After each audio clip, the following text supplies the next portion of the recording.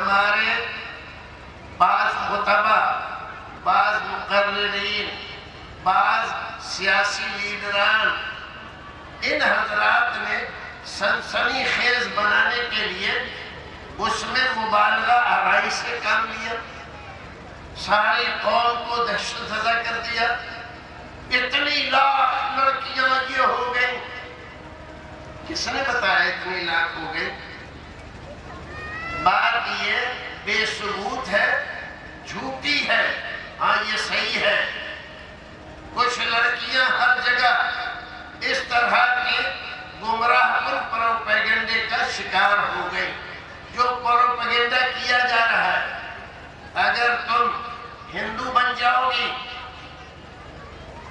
تو تمہیں اتنا پیسہ دیا جائے گا، نوکری دی جائے گی، تمہارے گھر والوں کو یہ سہولتیں دی جائیں گی، اور کبھی تمہیں حلالے کا ڈر نہیں رہے گا، کبھی 3 طلاق کا ڈر نہیں رہے گا تمہیں، اور کبھی تمہیں ایسا نہیں ہوگا کہ تمہارا شوہر دوسری بیوی کر لائے تمہارے اوپر، اس لیے تم ہندو بن جاؤ۔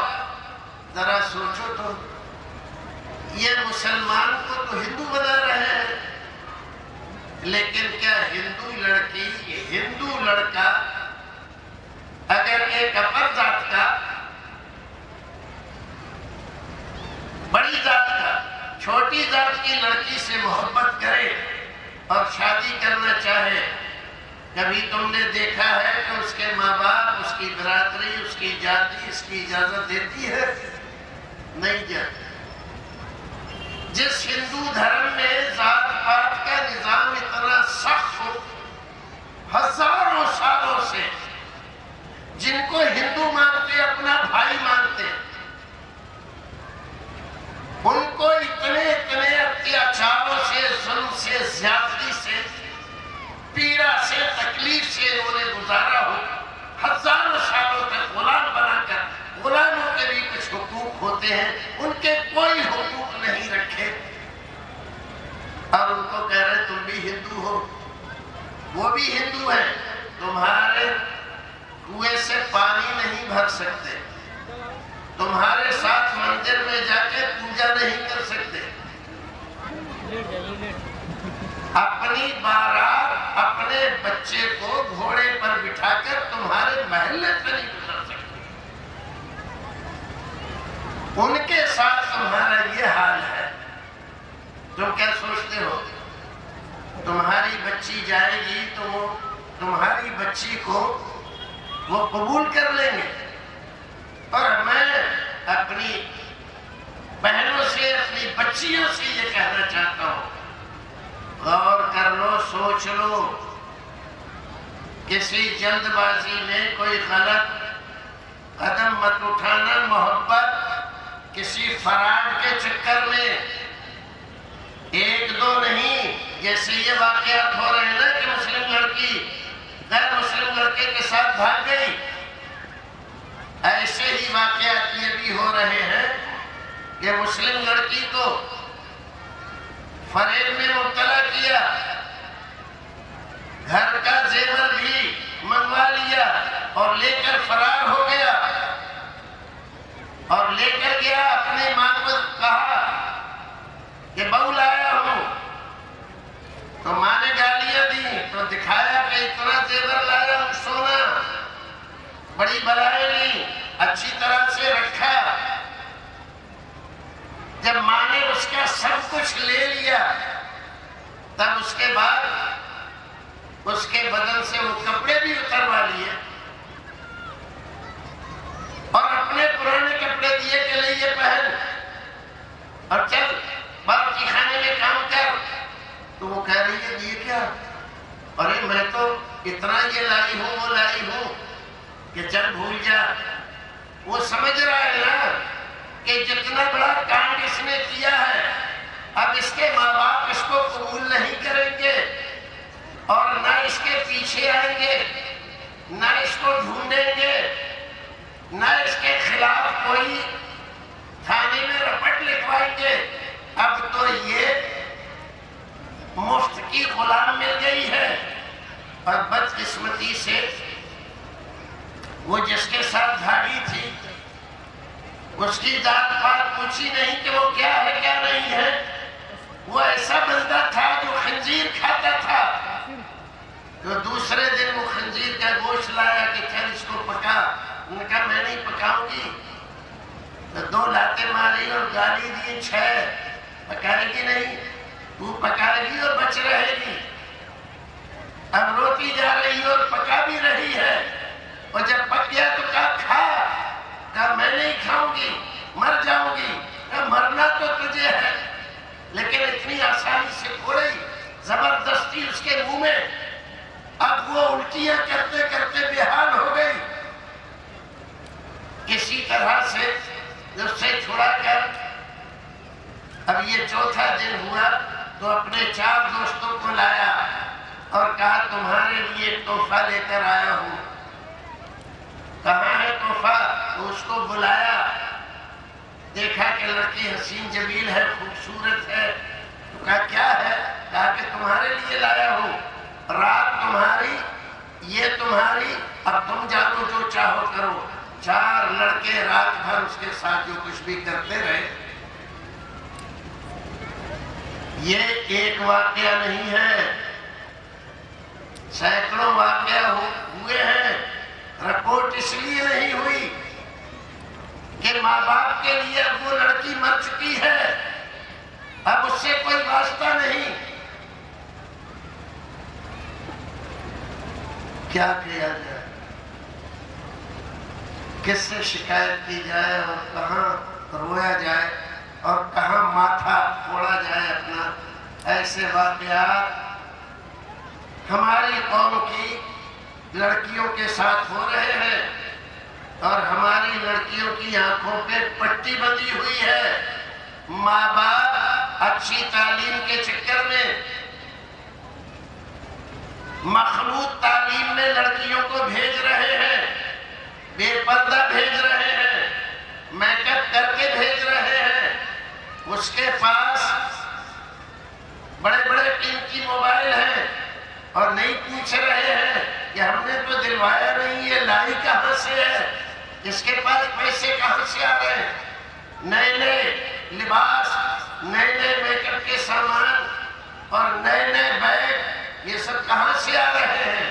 ارے بے غیرتوں, آنکھوں پہ پٹی باندھ کے یہ کیا کس دن کے لیے سو رہے ہو اور نظر انداز کر رہے ہو. جب بالکل جڑ سے پوچھ جائے گی تب ہوشیار ہوگے, تب تمہاری آنکھیں کھلیں گی.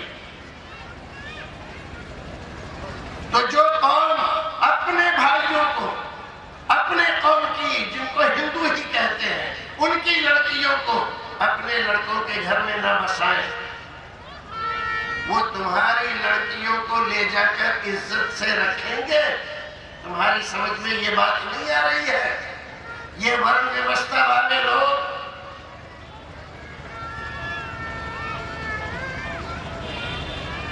ان لوگوں کے یہاں کسی مسلمان کا گزارا ہو سکتا ہے. بہت ساری بچیاں غیر مسلموں کی کسی مسلمان لڑکے سے, جیسے ادھر کیوں ہو رہا ہے ادھر بھی ہو جاتا ہے, مسلمان لڑکے کے ساتھ چلی آتی ہے, شادی کر لیتی ہے, ان کو کوئی پریشانی ہوتی ہے نہیں. کیوں؟ اس لیے کہ ہمارے یہاں کوئی جاتی واد, برادری واد اس طرح کا ہے. ہندو لڑکی سے آنے والی سے ہم یہ نہیں پوچھتے کہ تو کس جاتی کی ہے, کس برادری کی ہے, اوپر کی ہے, نیچے کی ہے, درمیان کی ہے. تو ہمارے یہاں, ہمارے سماج میں تو اس کا گزارا ہو جاتا ہے, تو ان کے سماج میں ہو جائے گا.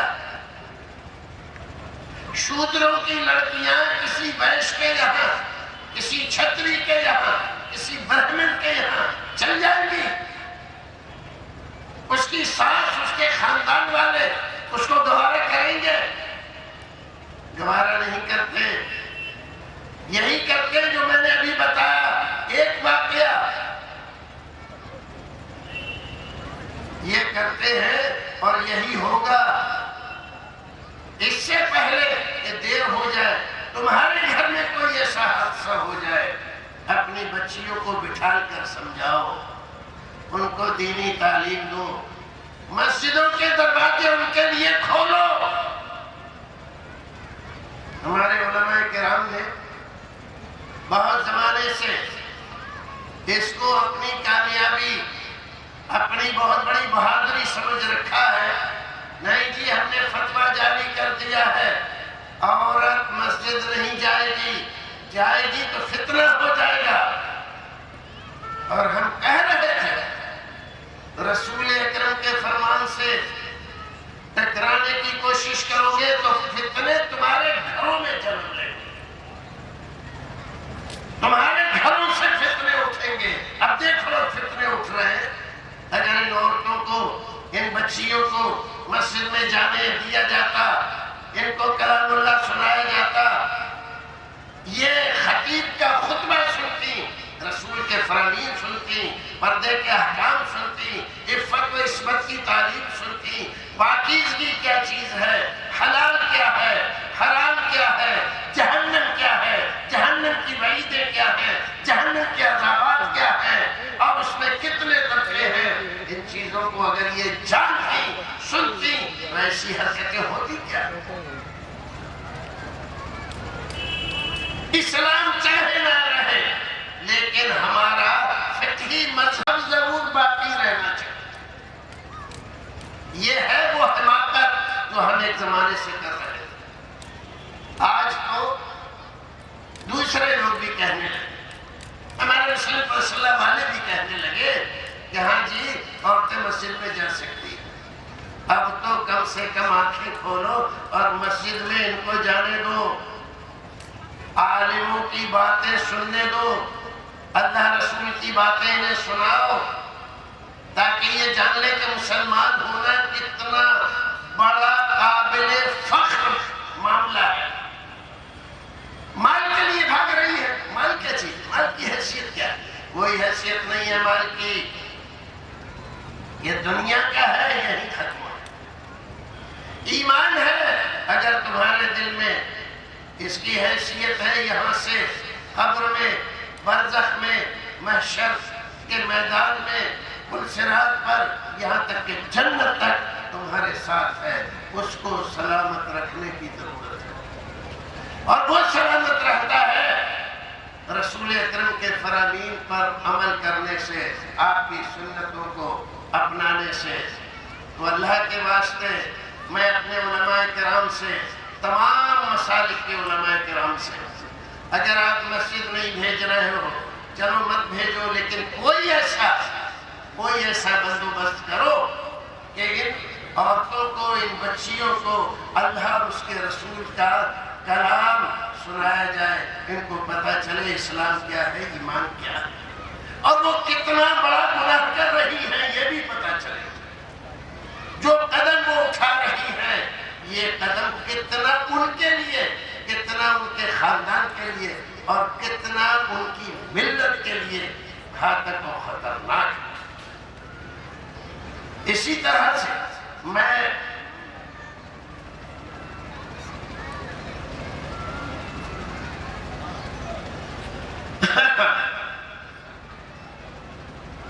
اپنے مسلم قائدین سے درخواست کرتا ہوں، اللہ کے واسطے آپ کی قیادت، آپ کی رہنمائی، آپ کی نیتا گیری، اللہ کرے اس کا کوئی فائدہ ہمیں بھی مل جائے۔ اس قوم کو، اگر آپ برادری کے لیڈر ہیں تو برادری کو، قوم کے لیڈر ہیں تو قوم کو، شہر کے لیڈر ہیں تو شہر کو، دیہات کے لیڈر ہیں تو دیہات کو، آپ سدھارنے کی کوشش کریں۔ اور جو خطرہ ارتداد کا دکھائی دے رہا ہے، ابھی تک تو ہمارے یہ سراسر مبالغے پر آدھارت ہے، ان کا کوئی ثبوت نہیں ہے۔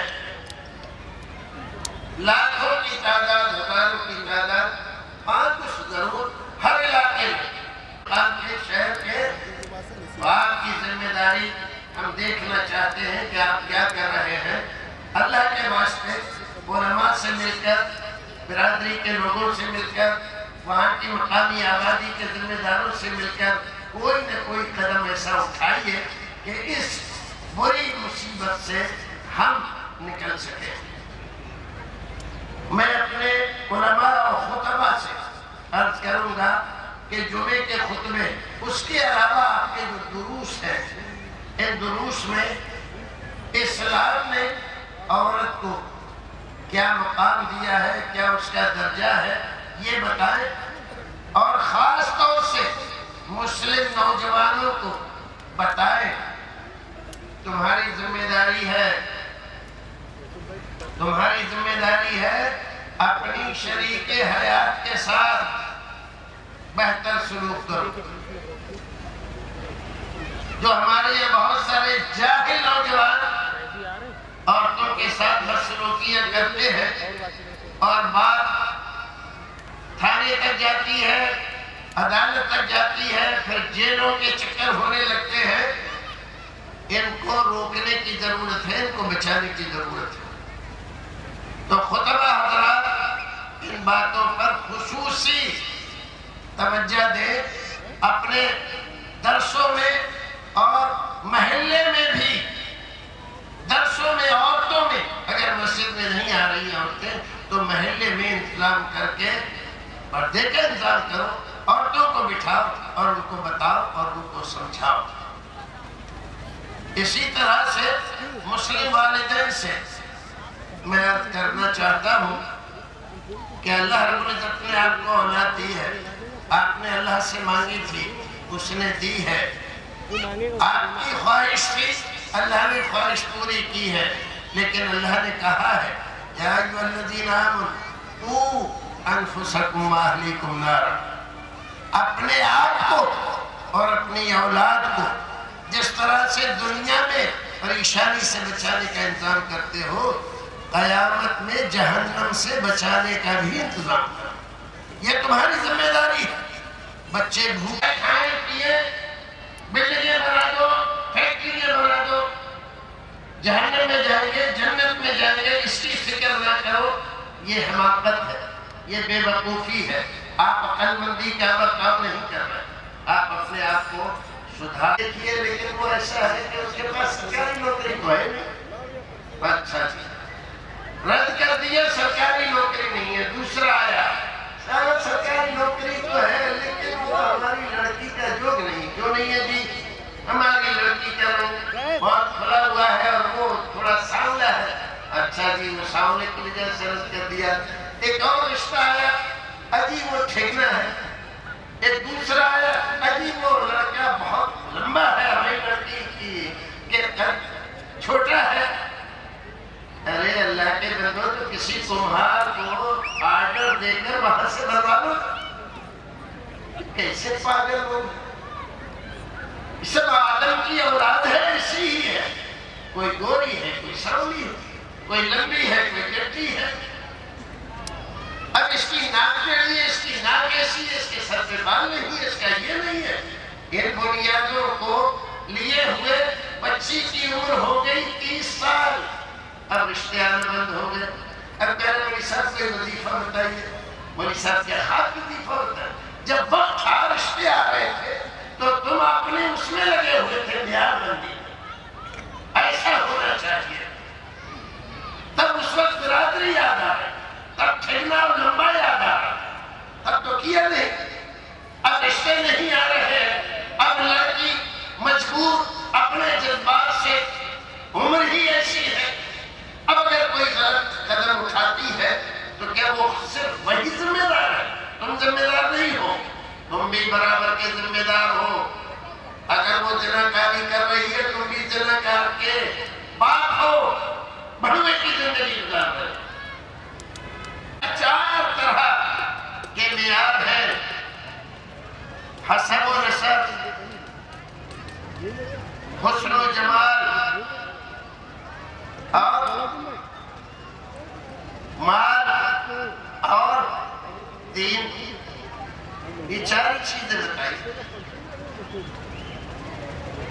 4 چیزیں بتلائی ہے، لیکن کیا فرمایا؟ اب اگر ہم رسول کی اسی حدیث کی روشنی میں ہم رسول سے پوچھے، اللہ کے رسول آپ بتلائیے اس میں کون سے رشتے کو ترجیح دینا چاہیے؟ تو آپ فرماتے ہیں فاظفر بذات الدین تربت یداک،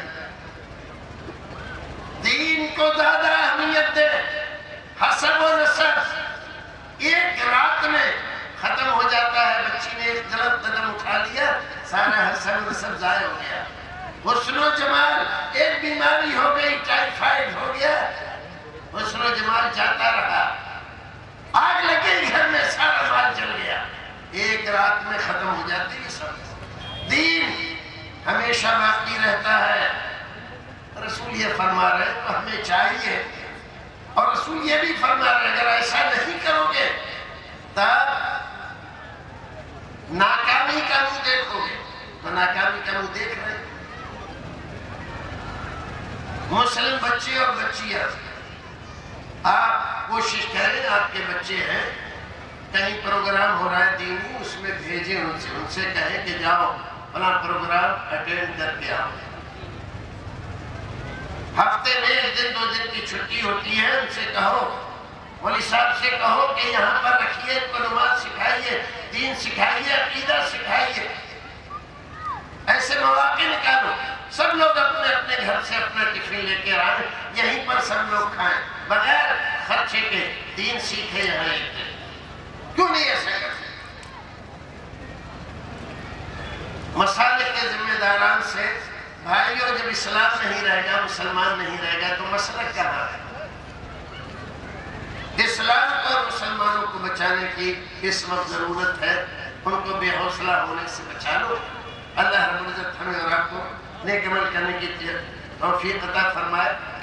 آخری بات اپنی سرکار سے بھی درخواست ہے، اللہ نے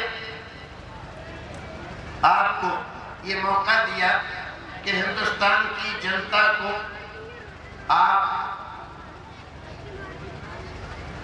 اس ہندوستان میں رہتے ہوئے ان کی خدمت کریں، ان کے لیڈر بنیں، ہندوستان کو ترقی کی طرف لے جائیں۔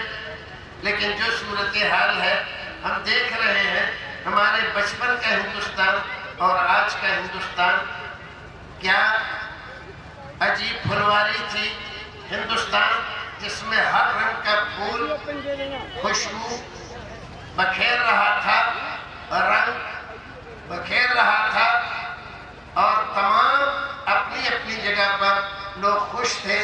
یہ آپ نے کون سی سیاست شروع کی ہے کہ یہاں اس کونے سے اس کونے تک نفرتوں کی آگ لگا دی ہے، پھول مرجھا رہے ہیں، کلیاں جل رہی ہیں، پتے ختم ہو رہے ہیں، اور آپ ہیں کہ فخر و مباحت کے نعرے لگا رہے ہیں۔ گرو سے کہو کہ ہم یہ ہیں، اور گرو سے کہو کہ ہم وہ ہیں۔ ان حماقتوں سے باز آئے اور اس ہندوستان کو حقیقی ترقی سے آگے لے جائیں۔ ساری دنیا میں ہندوستان کی یہ پہچان ہے کہ یہ ایسا ملک ہے اتنا بڑا بر اعظم کی طرح سے، اور یہاں پر ہندو کا گھر مسلمان کے برابر میں ہے، مسلمان کے برابر میں سکھ کا گھر ہے، اور سکھ کے برابر میں عیسائی کا گھر ہے، اور سب آپس میں بھائی بھائی بن کر رہتے ہیں، سب اپنے کام سے کام رکھتے ہیں۔ کوئی پریشانی آئے تو سب ایک دوسرے کے ساتھ شریک ہو جاتے ہیں۔ یہ تھا ہمارے ہندوستان کی پہچان کا عالم۔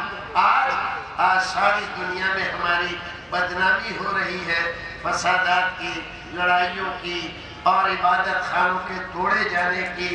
اس بدنامی سے بچانے کی ضرورت ہے، اور ہم اپنے اس حکمراں طبقے سے کہیں گے کہ آپ حکمراں ایک قوم کے نہیں ہو، ساری قوموں کے ہو، لہذا تمام کے حقوق، ان کے مذہبی حقوق، سماجی حقوق، مالی حقوق، رہائشی حقوق، تمام کو آپ یکساں طور پر لے کر آگے چلیں، تاکہ ہمارا ہندوستان دن بدن ترقی کرے، اور سب یہاں کے رہنے والے ہنسی خوشی رہے اور ساری دنیا میں ہماری جو پہچان ہے وہ بنی رہے۔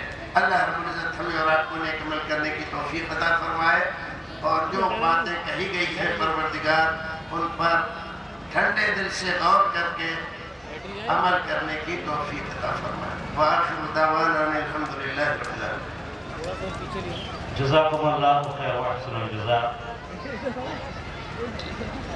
حضرات و خواتین، ہم اور آپ ابھی فضیلت الشیخ وضاء اللہ عبدالکریم مدنی حفظہ اللہ سے مسلم لڑکیوں کا امتداد اسباب علاج کے عنوان پر بہت ہی پرمخ خطاب سماعت فرما رہے تھے۔ شیخ کا خطاب ختم ہو چکا ہے۔ اب جیسا کہ کہا گیا تھا کہ انشاءاللہ آدھا گھنٹے کا وقت ایک سیشن رکھا گیا ہے سوال و جواب کا، اور پرچیاں آپ کے پاس پہنچ گئی ہوں گی، لہذا جس کو جو سوال کرنا ہے وہ آدھے گھنٹے کے اندر اندر سوال کر سکتے ہیں۔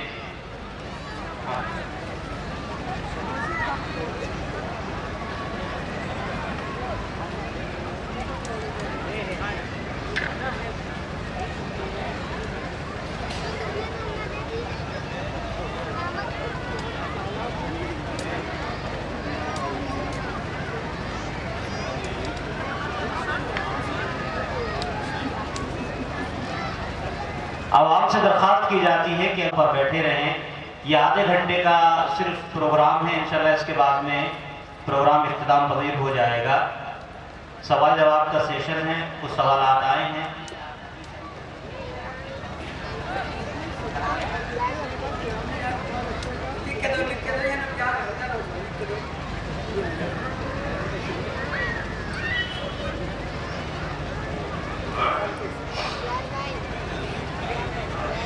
دیکھیے، ایک بھائی نے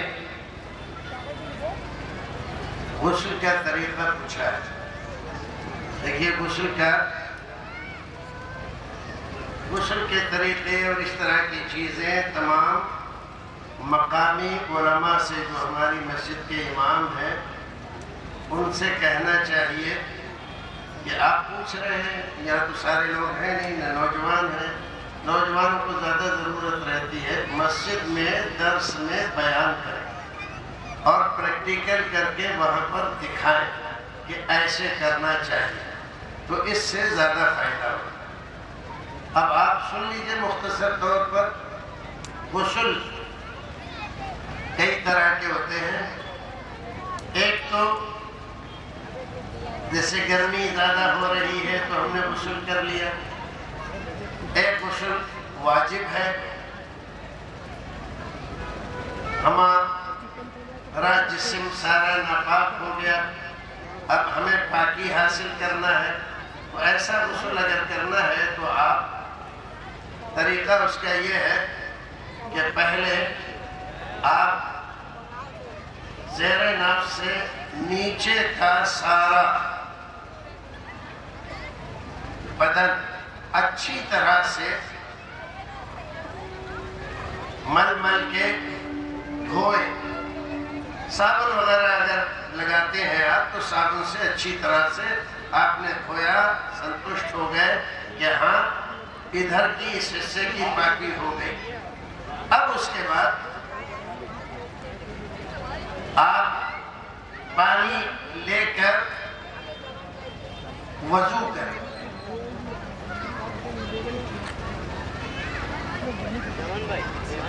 تو آپ کو کیا کرنا ہے؟ پانی لیا آپ نے اور سر پہ ڈالا، دائیں طرف سے شروع کریں، دائیں طرف سے شروع کیا اور پھر بائیں طرف کو ڈالا، اچھی طرح سے اس کو ملا، پھر سارے بدن پر پانی ڈالا اور خوب اچھی طرح سے مل لیا۔ پانی زیادہ بہانے کی طرف توجہ نہیں ہونی چاہیے جو آج کل ہمارے یہاں ہو رہا ہے، اس بات کی طرف توجہ ہونی چاہیے کہ بدن پر کوئی میل کچیل لگا ہوا نہ رہے۔ اب کر لیا آپ نے، اب اس کے بعد پورے بدن پہ پانی ڈال کے آپ نے سارا بھگو لیا، دھو لیا، صاف کر لیا۔ اب آپ وضو کیجئے۔ تو اس وقت جو میں بتا رہا تھا وضو کرنا ہے آپ کو، تو اس وقت وضو کرنا ہے جیسے وضو کرتے ہیں، صرف پیر نہیں دھونا۔ اب آپ نے سر سے پانی ڈالا اور ڈالنے کے بعد اب آخر میں آپ پیر بھی دھو لیں۔ تو چونکہ رسول اکرم صلی اللہ علیہ وسلم کے زمانے میں جہاں غسل کیا جاتا تھا تو وہ کچی مٹی ہوتی تھی، تو پانی جیسے پڑتا تھا تو اس کے چھینٹے اوپر آتے تھے۔ تو ہم کو حکم یہ دیا گیا کہ پیر نہ دھونا، سارا بدن آپ نے دھو لیا۔ اب دھونے کے بعد اب آپ پیر بھی دھو لیں اور آپ کا غسل بھی ہو گیا اور وضو بھی ہو گیا۔ بہت سارے بھائی ایک اور بات پوچھتے ہیں، شریعت نے یہ بتلایا ہے کہ آپ کا ہاتھ جب آپ نے یہاں تک دھو لیا، اوپر کا حصہ دھو رہے ہیں، تو اب آپ کا ہاتھ شرمگاہ پر نہیں لگنا چاہیے۔ اب اگر لگ گیا، کیونکہ ہم لوگ صابن سے نہاتے ہیں تو اوپر سے نہاتے ہیں، صابن ڈالتے ہیں، تو پھر سے وہ خاص طور سے جانبوں میں صابن لگ جاتا ہے، تو ہاتھ لگائے بغیر وہ دھلتا نہیں۔ تو اب کیا کریں؟ وہ وضو تو پھر ٹوٹ جائے گا۔ تو اگر ایسا ہو رہا ہے تو آپ اس کو پھر سے ہاتھ سے صاف کر لیجئے اور پھر اس کے بعد آخر میں پھر سے وضو کر لیجئے۔ اب آپ نے جو یہ وضو کیا ہے تو یہ وضو آپ کا ایسا وضو ہے کہ آپ قرآن بھی پڑھ سکتے ہیں، نماز بھی پڑھ سکتے ہیں، لیکن شرط یہی ہے کہ کپڑا پہننے سے پہلے آپ کا ہاتھ شرمگاہ پہ نہ لگے۔ شرمگاہ پہ لگے گا تو آپ کا وضو ٹوٹ جائے گا۔ تو اس کا احتیاط رکھیں، اور اگر پھر بھی لگ جائے، جیسے کبھی کبھی پہنتے وقت لگ جاتا ہے، تو پھر سے وضو کر لیا۔ جزاکم اللہ۔ شیخ اگلا سوال ہے، ایک چلن ہے کہ سلام کی جگہ اللہ حافظ مارکیٹ میں لانچ کر دیا گیا ہے۔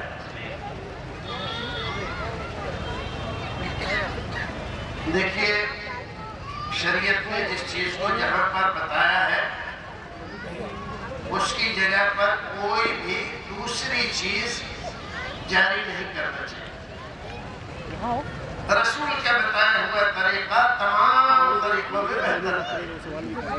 تو سلام کی جگہ پر سلام ہی کیجیے،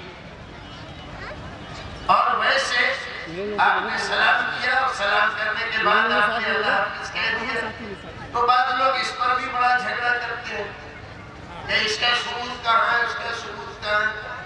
تو یہ عادات میں سے ہے چیزوں کے ویسے ثبوت جیسے شرعی چیزوں کے ثبوت ہوتے ہیں، اس کی ضرورت نہیں ہوتی، اور نہ کہیں آپ تو کوئی حرج نہیں ہے، کہہ دیا آپ نے تو بھی کوئی حرج نہیں ہے، لیکن جو سلام جس جگہ پر شریعت میں بتلایا ہے وہاں پر سلام ہی رکھنا چاہیے، اس کی جگہ پر کوئی اور چیز نہیں کرنا چاہیے۔ شیخ اگلا سوال ہے، استعمال کرنے والے زیورات پر کیا زکوٰۃ نکالی جائے؟ استعمال کرنے والے زیورات پر کیا زکوٰۃ نکالی جائے؟ جو استعمال ہونے والے زیورات دو طرح کے ہوتے ہیں۔ ہمارے یہاں کی عورتیں، ہندوستان کی عورتیں خاص طور سے، جو کچھ بھی پیسہ اس کو ملتا ہے یا جوڑتی ہے اس کا زیور بنا لیتی ہے۔ بنا اس لیے لیتی ہے کہ کبھی کام آ جائے گا۔ تمام ہندوستان کی عورتوں کی عادت ہے۔ تو استعمالی زیور جس کو کہتے ہیں، تو استعمالی زیور سمجھ لیجیے آپ، استعمالی زیور وہ کہلاتا ہے جو عورت پہنتی ہے ہر وقت، لیکن بنوایا اور بنوا کے لاکر میں رکھوا دیا،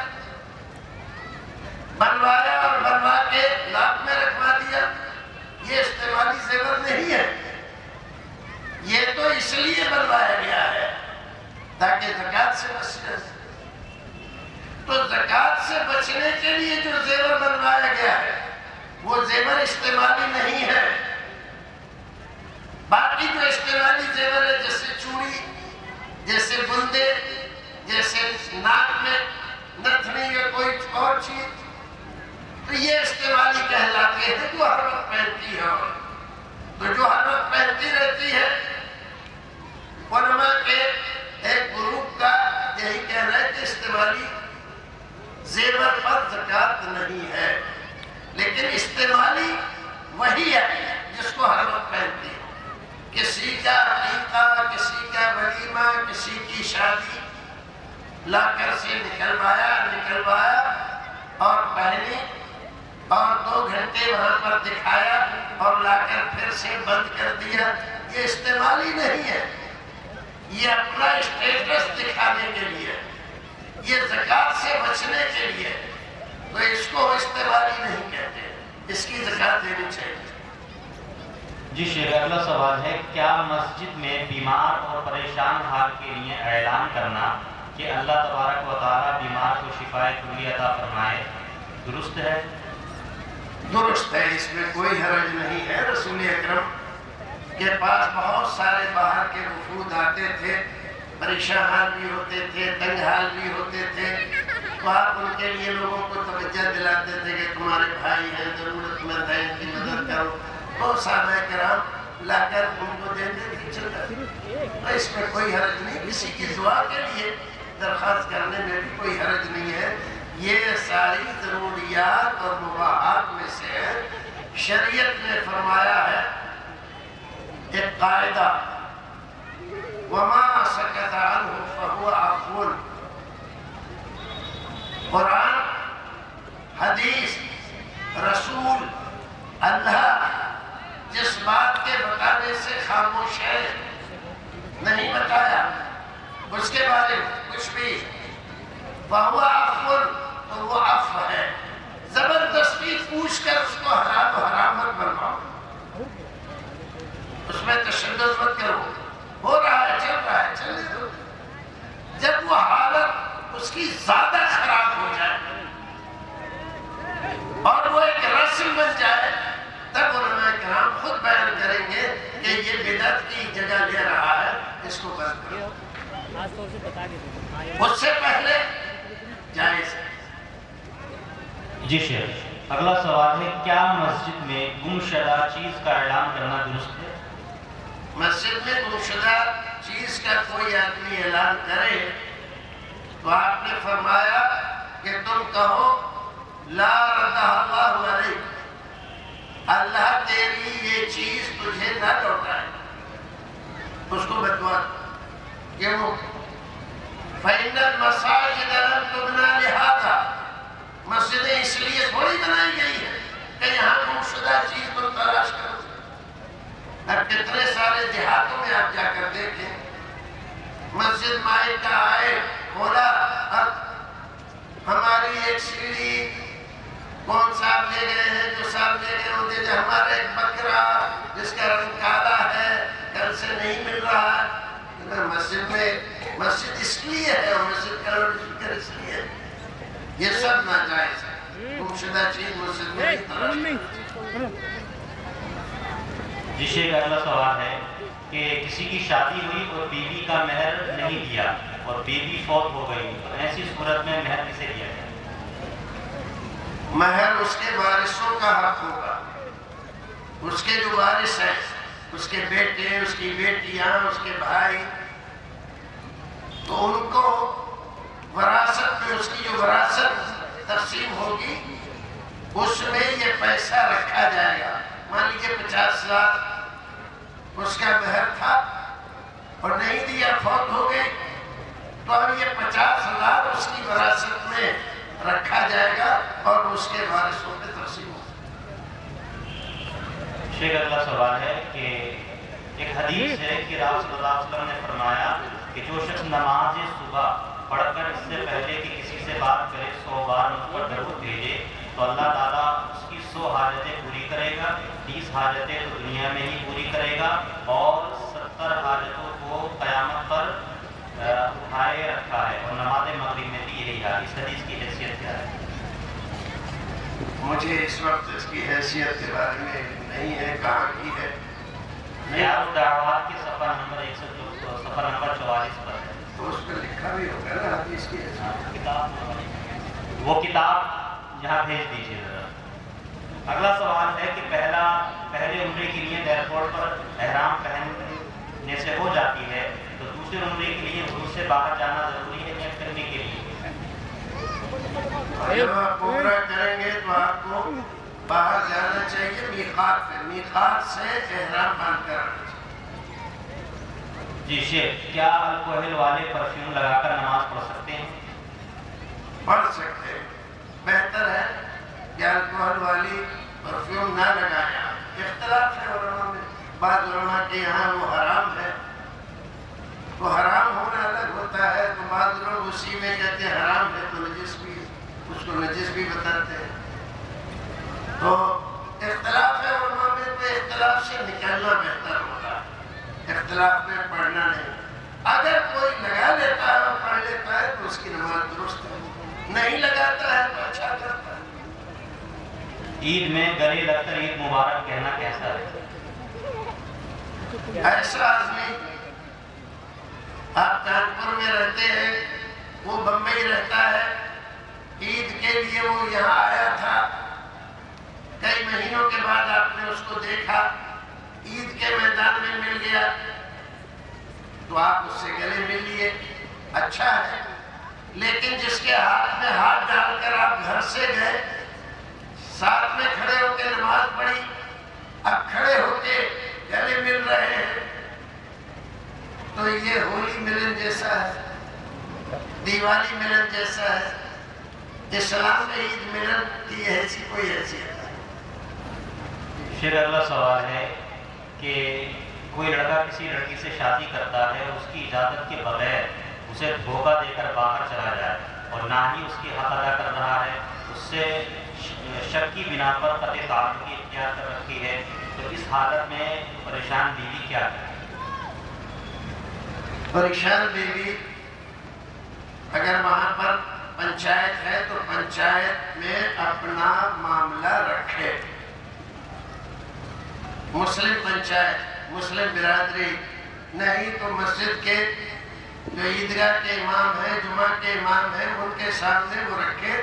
वो लोगों को जिनको मुनासिब समझे उनको जमा करें और उसका मसला देखें, जो सूरत हाल है बताएं और उसको इस अज़ियत और परेशानी से निकालने में उसका ताबन करें। अगर वो लड़का आ जाता है तो ठीक है, नहीं आता है तो शरई अदालत से उसको नोटिस दिलवाएं कि इतने दिनों में आप आकर अपनी ज़ौजा को उसके हुकूक अदा करो, नहीं तो आपका निकाह फस कर दिया जाएगा। तो शरई अदालत उसको नोटिस देगी, नोटिस को अगर वो फॉलो नहीं कर रहा है, नहीं आ रहा है, तो एक मुद्दत के बाद उसका निकाह फस कर देगी और दूसरे किसी भी लड़के से उसका निकाह करने की इजाज़त है। अगला सवाल है, जो लोग पैसा मार बैठे हैं क्या उनका हज हो जाएगा? जो लोग किसी भाई का पैसा मार के बैठे हुए हैं और हज पे हज कर रहे हैं, तो ये लोग दर हकीकत खिलवाड़ कर रहे हैं और अल्लाह रब्बुल इज्जत से और दीन से मजाक कर रहे हैं। भाइयों, हुकूकुल्लाह के मुकाबले में हुकूकुल इबाद ज्यादा सख्त है, ताकीदी हो। अल्लाह रब्बुल इज्जत अपना हक माफ कर देगा, बंदे का हक माफ नहीं करेगा। तो ऐसे भाइयों को डरना चाहिए। रसूल अकरम के सामने जब जनाजा आता था तो आप पूछते थे कि क्या इस पर फर्ज है? तो अगर बताया जाता कि हाँ इस पे फर्ज है तो आप उसकी नमाज जनाजा नहीं पढ़ाते, बल्कि फरमाते सल्लू अला अखीकुम, तुम लोग अपने भाई की नमाज पढ़ लो, आप उसकी नमाज जनाजा नहीं पढ़ते। اب اگر کوئی صحابی کہتے کہ اللہ کے رسول یہ مقروض ہے، اس پہ قرض ہے، لیکن اس کا قرض میرے اوپر ہے، آپ نماز جنازہ پڑھا دیجئے، تو آپ پڑھا دیں، تو آپ اندازہ لگاؤ کہ رسول اگر مقروض کی نماز جنازہ نہ پڑھائے تو یہ کتنی بڑی بات ہے۔ وہ لٹکا رہتا ہے بیچ میں ہی، کتنے ہی عمل کرے، کتنے ہی حج کرے، عمرے کرے، اگر قرض لے کر مر گیا اور اولاد اس کی نہیں دے رہی ہے تو اس کو کوئی راحت نصیب نہیں ہوگی۔ تو بہت سارے لوگ آج کل ایسا کر رہے ہیں، اس سے بات ہے۔ جی شیخ، اگلا سوال ہے میک اپ میں نماز ادا کرنا کیسا ہے؟ تو میک اپ تو پتہ چلے نا کہ میک اپ کیسا ہے، تب بتایا جائے کہ میک اپ ہے مطلب فور ایگزامپل بہت سارے میک اپ کی بہت ساری چیزوں میں بعض حرام چیزیں شامل ہیں، جیسے مہنگی لپسٹک جو ہے اس میں خنزیر کی چربی استعمال ہوتی، کیونکہ ہونٹوں کی گرمی سے کوئی اور تیل یا کوئی چیز اس میں شامل کی جاتی ہے تو ہونٹوں کی گرمی سے وہ پگھل جاتی ہے، جبکہ خنزیر کی چربی اتنی جلدی نہیں پگھلتی، تو وہ بہت قیمتی مانی جاتی ہے۔ اب ہمارے یہاں مسلمان عورتیں بہت کم ایسی ہیں، اللہ انہیں ہدایت دے، جو اس بات کا خیال کرتی ہیں۔ تو اگر حلال چیز کوئی چیز لگائی ہے، وضو کیا آپ نے اور وضو کرنے کے بعد کوئی حلال چیز چہرے پر ہاتھ پر لگا لی تو اس سے کوئی فرق نہیں پڑتا، اور کوئی حرام چیز لگائی ہے، ناپاک چیز لگائی ہے تو نماز کہاں ہوگی؟ پاک ہونا ضروری ہے نماز کے لیے۔ شیخ اگلا سوال ہے لڑکیوں کو اپنی پسند کی شادی کرنے کا اسلام میں حق ہے یا نہیں؟ بالکل حق ہے اور پورا حق ہے، لیکن اپنی پسند کا مطلب کیا ہے؟ اپنی پسند کا مطلب یہ ہے کہ کالج میں کسی لڑکے نے ناٹک کر کے اس کو اپنی اداؤں نے پھنسا لیا، اب کہہ رہی ہے میں تو اسی سے راضی ہوں، وہیں کروں گی، ماں باپ کی نہیں سن رہی ہے، تو کیا اس کی اجازت دے دے گا اس راستے؟ تمہاری عمر ابھی 15 سال 18 سال 19 سال ہے، اور تمہارے ماں باپ یہ 40-50 سال کی عمر کے، انہوں نے دنیا دیکھی ہے، ہر ایک کا تجربہ ہے، ان کا تجربہ فیل ہو گیا، تمہارا تجربہ زیادہ کامیاب ہے،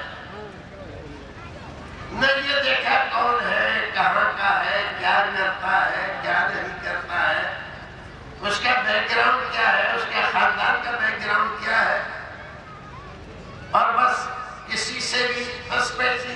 اب کہہ رہی نہیں اسلام میں پسند کی شادی کا، پسند کی شادی بغیر لڑکی کی پسند کے شادی ہوتی ہی نہیں۔ وہ جو اجازت لیتے ہیں ماں باپ، یا بعض جگہ پر قاضی لوگ جاتے ہیں کہ فلاں لڑکے سے اتنے مہر پر تمہارا نکاح پڑھایا جا رہا ہے، تم راضی ہو، تو اگر وہ دستخط کر دیتی، اگر راضی نہیں ہے تو دستخط کیوں کرتی، کیوں کہتی ہے ہمیں راضی؟ ماں باپ نے کہیں رشتہ لگایا ہے، تمہیں پسند نہیں ہے تو کہہ دو اپنے ابا سے، اور تمہیں جرأت نہیں ہے اپنی ماں سے کہہ دو، نہیں تو خالہ کو بلا کے کہہ دو، پھوپھی سے کہہ دو، اپنی بہن سے کہہ دو، اپنی سہیلی سے کہہ دو، وہ تمہارے ابا سے اماں سے کہہ دو۔ زور زبردستی کی شادی نہیں ہوتی۔ سارے لوگ بھائی سن لیں، لڑکی کو پوری اونچ نیچ سمجھا کر وہ اپنی زندگی کا فیصلہ کرنے کی صلاحیت نہیں رکھتی ہے، کتنی ہی پڑھی لکھی ہو جائے تو اس کے ساتھ تعاون کرو، اور اگر وہ جس لڑکے کو کہہ رہی ہے اس لڑکے میں کوئی برائی نہیں، صرف آپ کو پسند نہیں آ رہا ہے کیونکہ وہ اور برادری سے ہے، تو یہ بات آپ کی غلط ہے۔ آپ کو پسند نہیں آ رہا ہے کیونکہ وہ غریب ہے، آپ کے اسٹیٹس کا نہیں ہے، تو یہ بات غلط ہے۔ اس کی بات مان کر اس کی شادی اس کے ساتھ، وہ دیندار ہے اور آپ کو صفا چڑھ چاہیے تو اس کی بات صحیح ہے، تمہاری بات غلط ہے، زور زبردستی مت کرو اس کو۔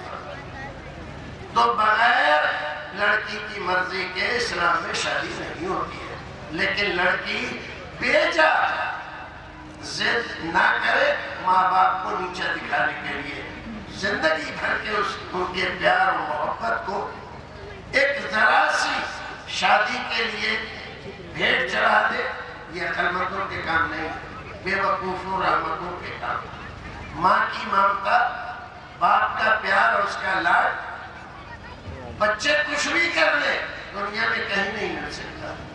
اور جو بچی اپنی محبت کے چکر میں ماں باپ سے باقی ہو کر شادی کر لیتی ہے، اس کی مثال یوں ہے جیسے ایک پتا ایک درخت سے ٹوٹ گیا، درخت سے ٹوٹے ہوئے پتے کی جیسے کوئی حیثیت نہیں ہوتی، ہوائیں جہاں چاہیں اس کو اڑائے لیے پھرتی۔ ایسے ہی وہ بچی ہے، خاندان سے ٹوٹ گئی، ماں باپ نے چھوڑ دیا، بھائیوں نے توجہ اس سے ہٹا لی، اب وہ شوہر کتنے ہی اتیاچار کرے، ساس اس کی چاہے جتنے ظلم کرے، کہاں جا کے شکایت کرے گی کس سے؟ نہیں جی، عدالتیں آج کھلی ہیں، عدالتیں کھلی ہوتی، انصاف ملتا ہوتا تو لاکھوں مقدمے پینڈنگ میں نہ پڑے ہوتے۔ بڑھیا ہو جاؤ گی اور تمہاری تاریخ پوری نہیں ہوگی، تو ایسا مسئلہ۔ شیخ ایک سوال ہے، کیا دوسری شادی کرنے کے لیے پہلی والی بیوی سے اجازت لینا چاہیے یا نہیں؟ پہلی بیوی سے اجازت لینے کی مرد کو شرعاً پابندی نہیں ہے، لیکن سماجی طور پر اچھے خاصے بنے بنائے گھر کو بگاڑنا یہ بھی عقل مندی نہیں ہے۔ اگر تمہارے تعلقات اچھے ہیں بیوی سے، بچے سب آرام سے رہ رہے ہیں، کاروبار ٹھیک ٹھاک چل رہا ہے، خام خام بیٹھے بٹھائے آپ بہن مجھے مار، کیا ضرورت ہے اسے؟ تو ایسا مت کرو بھائی۔ ہاں اگر کوئی لڑکی ایسی ہے بیچاری متعلقہ ہے اور کہیں اس کی شادی نہیں ہو رہی، اچھی ہے، نیک ہے، دیندار ہے، تو بیوی کو بتاؤ اگر اس کے ساتھ نکاح کر لیں گے تمہارے ساتھ رہے گی اور تمہیں بھی ثواب ملے گا، ایسا ہوگا ویسا ہوگا۔ اس کو جو دین نے اس کی چیزیں بتائی ہیں، فائدے بتلائے ہیں، وہ اس کو بتاؤ، وہ مطمئن ہو جائے، ٹھیک ہے، کر لو آپ دوسری شادی۔ لیکن اس کو دھوکے میں رکھ کے، تو ایک کو کانپور میں رکھا ہوا ہے، ایک کو دلی میں رکھا ہوا ہے، کسی کو بتا نہیں رہے، تو چلو آج نہیں بتا رہے، کل تو پتا چل ہی جائے گا نا، پھر کل کیا ہوگا؟ خام خواہ کی لڑائی جھگڑے گھر میں کرنا یہ بھی اسلام نے نہیں بتلایا ہے۔ دوسری شادی کی اجازت ہے، حکم نہیں ہے، اجازت الگ ہوتی ہے، حکم الگ ہوتا ہے۔ شیخ اگلا سوال ہے، کیا محمد صلی اللہ علیہ وسلم کا وسیلہ لگانا درست ہے دعاؤں میں؟ رسول اکرم صلی اللہ علیہ وسلم کے وسیلے کی کوئی دعا صحیح حدیث میں اور پورے قرآن میں کسی بھی نبی ولی کے وسیلے کی کوئی بھی دعا موجود نہیں ہے۔ نبی ہمارے لیے وسیلہ ہے، بغیر ان کے ہم دین کو نہیں سمجھ سکتے تھے، وہ ہمارا وسیلہ ہے۔ لیکن اب اس کو دعاؤں میں کرنے لگے، فلاں کے طفیل سے، فلاں کے وسیلے سے اور فلاں کے حق سے ہماری دعا قبول کر لے۔ اگر اللہ نے کہا ہو وسیلہ نہیں لگاؤ گے تو دعا نہیں قبول کروں گا، تب تو ٹھیک ہے، ایسا تو اس نے کہا نہیں۔ وہ تو کہہ رہا ہے ادعونی استجب لکم، تو آپ کیوں اپنی طرف سے دین میں اضافے کر رہے ہو؟ آپ کو حکم دیا گیا دنیا میں اضافے کرو، دنیا میں چیزیں ایجاد کرو، تو دنیا میں تو کچھ بھی ایجاد نہیں کرتے، اور دین میں روزانہ اضافے کر رہے ہو، ایجاد کر رہے ہو۔ سارے آوشکار دین ہی میں کرنے کو رہ گئے۔ اگر کچھ عقل ہے، ہوش ہے، تو دنیا میں آوشکار کرو۔ تو اتنی گرمی ہو رہی ہے یہاں پر، اتنی لائٹیں جلے، پھر بھی یہاں کا ماحول ٹھنڈا رہے، کرو ایسا کوئی آلہ بناؤ۔ وسیلے سے جھگڑ رہے اور اس پہ جھگڑا رہے۔ قرآن میں ایک دعا ہے سورہ فاتحہ سے لے کے والناس تک، 25 انبیاء کرام اور بے شمار اولیاء کرام کی دعائیں اس قرآن میں موجود ہیں، لیکن کسی میں واسطہ وسیلہ تو فعل موجود ہے۔ یہ سب من گھڑت ہے ہمارے ہندوستان میں۔ اللہ رب العزت ان کو ہدایت دے۔ شیخ ایک آخری سوال ہے کہ 7.5 تولہ سونا نہیں ہے، 20 گرام ہے، تو کیا اس پر زکوٰۃ ہے یا اس پہ کچھ دیا جا سکتا ہے، اس کی طرف سے نکالا جا سکتا ہے؟ 20 گرام، 7.5 تولہ سونا نہیں ہے، 20 گرام، 2 تولہ۔ دیکھیے زکوٰۃ فرض ہوتی ہے مال پر جب آپ کے پاس نصاب کے برابر یا تو سونا ہو یا اس کی مالیت، 7.5 تولہ سونا ہو یا اس کی مالیت ہو، یعنی پیسے ہو آپ کے پاس، اتنا سونا آپ خرید سکتے، اور اس مال پر 1 سال گزر گیا تب زکوٰۃ فرض۔ اگر نصاب ہی کو نہیں پہنچ رہا ہے تو زکوٰۃ فرض نہیں ہے، آپ اپنے طور پر صدقہ خیرات کو کرنا چاہتے ہیں تو کر سکتے ہیں، زکوٰۃ نہیں رکھی شریعت۔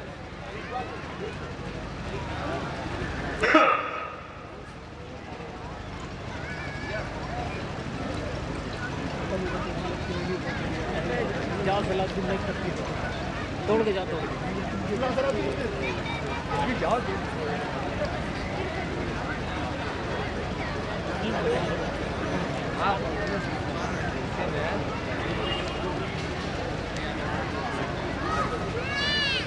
حضرات و خواتین، چونکہ آدھے گھنٹے کا وقت رکھا گیا تھا سوال و جواب کا، تو سوالات تو بہت زیادہ ہیں، بہت زیادہ باقی رہ گئے ہیں، لہذا ہم اس سے آگے پروگرام نہیں لے جا سکتے کیونکہ 1:04 ہو چکے ہیں۔ اب میں آخر میں اجلاس کے کنوینر صاحب جناب محمد اقبال محمدی صاحب سے گزارش کروں گا کہ آپ تمام حضرات کا شکریہ ادا کریں اور کلمات تشکر پیش کریں، اور اس سے پہلے میں فضیلت الشیخ رضا اللہ عبدالکریم مدنی حفظہ اللہ سے گزارش کرنا چاہوں گا کہ آپ جو ہے مختصر سی دعا کرا دیجئے۔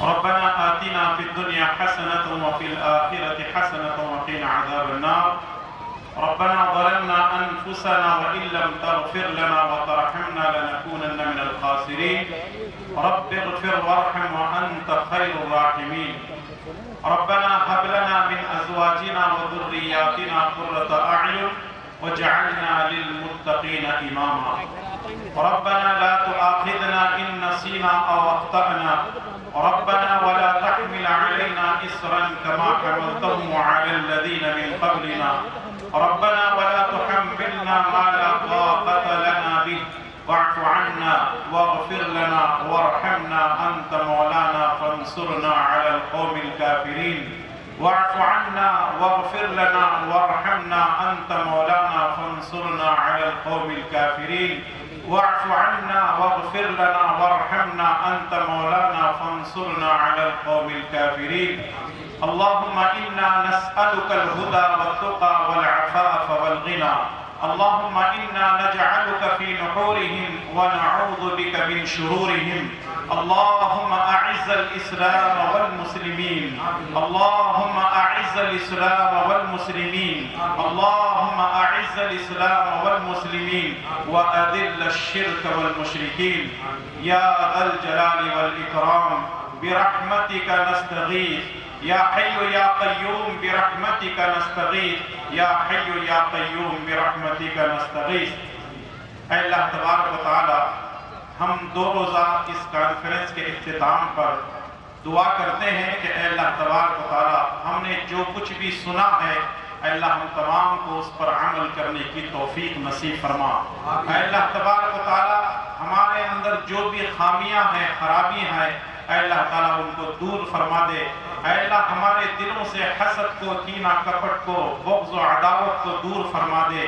اے اللہ ہمارے دلوں کو ایمان کی دولت سے مالا مال فرما دے۔ اے اللہ تعالیٰ ہم پر رحم و کرم فرما۔ اے اللہ تعالیٰ ہم کو عزت عطا فرما، ذلت سے بچا لے۔ اے اللہ تبارک و تعالیٰ اس ملک میں امن و سکون نصیب فرما۔ اے اللہ اس ملک میں امن و شانتی نصیب فرما۔ اے اللہ اس ملک کے اندر امن و شانتی نصیب فرما۔ اے اللہ تبارک و تعالیٰ جتنے ہم یہاں سب بیٹھے ہوئے ہیں ہم سب کی مغفرت فرما۔ اے اللہ جس طرح ہم یہاں بیٹھے ہیں اے اللہ تعالیٰ نیک اعمال کرتے ہوئے تیری جنت میں اسی طرح بیٹھنے کی توفیق نصیب فرما۔ اے اللہ تعالیٰ ہم تمام کو تیرے احکامات پر عمل کرنے اور پیارے نبی صلی اللہ علیہ وسلم کی تعلیمات پر اپنی زندگی گزارنے کی توفیق عطا فرما۔ اے اللہ ہمیں جو بیمار ہیں ان کو شفاء کاملہ عاجلہ عطا فرما، جو پریشان حال ہیں ان کی پریشانیوں کو دور فرما، ہمارے دکانوں اور مکانوں میں خیر و برکت عطا فرما۔ اے اللہ تعالی ہماری روزی میں خیر و برکت عطا فرما، ہمارے نوجوان لڑکوں اور لڑکیوں کی اصلاح فرما دے۔ اے اللہ تعالیٰ والدین کو اپنے اولاد کی اسلامی انداز سے تربیت کرنے کی توفیق عطا فرما۔ اے اللہ تبارک و تعالیٰ ہم سب پر رحم فرما، اے اللہ ہم سب پر کرم فرما، اے اللہ عزت عطا فرما، ذلت سے بچا لے۔ اے اللہ تعالیٰ تیری بندگی کرنے کی توفیق عطا فرما۔ اے اللہ 5 وقتہ نمازوں کو باجماعت مساجد میں ادا کرنے کی توفیق عطا فرما۔ اے اللہ قرآن کریم کی تلاوت کرنے ذکر و اذکار کرنے کی توفیق عطا فرما۔ اے اللہ ہمیں جو بیمار ہیں ان کو شفاء کاملہ عاجلہ عطا فرما، جو پریشان حال ہیں ان کی پریشانیوں کو دور فرما۔ اے اللہ تبارک و تعالی ہماری نیک اور جائز خواہشات کو پورا فرما۔ اے اللہ اس 2 روزہ کانفرنس کے لیے جن لوگوں نے کوششیں محنتیں کی ہیں ان کی کوششوں اور محنتوں کو قبول فرما، ان کو دنیا اور آخرت کی بھلائیاں نصیب فرما، ان کو صحت کاملہ عاجلہ عطا فرما۔ اے اللہ جن لوگوں نے اپنا وقت لگایا ہے، اپنا روپیہ پیسہ لگایا ہے، اے اللہ تبارک و تعالیٰ ان کو جزائے خیر عطا فرما۔ اے اللہ جو کوئی بھی چھوٹے ہیں یا بڑے ہیں اس میں معاون ثابت ہوئے ہیں، انہوں نے اس پروگرام کو کامیاب بنانے کے لیے مدد کی ہے، اے اللہ تبارک و تعالیٰ ان کی مشکل وقت میں ان کی مدد فرما۔ اے اللہ تبارک و تعالیٰ ہم تمام کو متفق ہو کر اتحاد و اتفاق کے ساتھ تیرے دین کی خدمت کرنے کی توفیق عطا فرما۔ اے اللہ اختلاف سے ہماری حفاظت فرما دے۔ اے اللہ اتفاق کی زندگی گزارنے کی توفیق عطا فرما۔ اے اللہ تبارک و تعالیٰ دنیا اور آخرت کی بھلائیاں نصیب فرما۔ اے اللہ تعالیٰ سکرات الموت کے وقت میں اے اللہ آسانیاں پیدا فرما۔ اے اللہ عزت کی زندگی گزارنے کی توفیق عطا فرما۔ اے اللہ ظالموں کے ظلم سے، حاسدوں کے حسد سے، شریروں کی شرارت سے ہم سب کی حفاظت فرما۔ اے اللہ تبارک و تعالیٰ جب تک ہمیں زندہ رکھ، اسلام پر زندہ رکھ اور خاتمہ بالخیر فرما۔ آمین یا رب العالمین۔ ربنا تقبل منا انك انت السميع العليم۔ سبحان ربك رب العزة عما يصفون وسلام على المرسلين والحمد لله رب العالمین۔